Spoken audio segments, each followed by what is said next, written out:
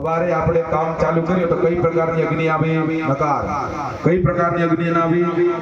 કઈ પ્રકારની આપણે અગ્નિ આવી હતી? બ્રહ્મા નામની અગ્નિ. મેં તમને સવારે કીધું તો મેં કે મન અહીંયા રાખવાનું, આપણે બીજે જવાનું નહીં. આ જગ્યાએ કઈ અગ્નિ આવી હતી? બ્રહ્મ નામની અગ્નિ આવી હતી. બ્રહ્મા નામની અગ્નિ.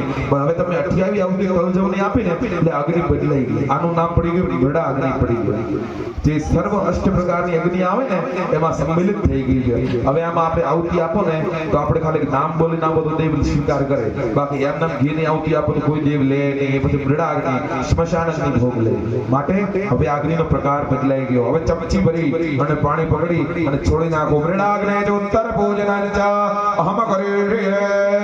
ચલો બધા યજમાનના હાથની અંદર ફૂલ ને ચોખા આપીને બના.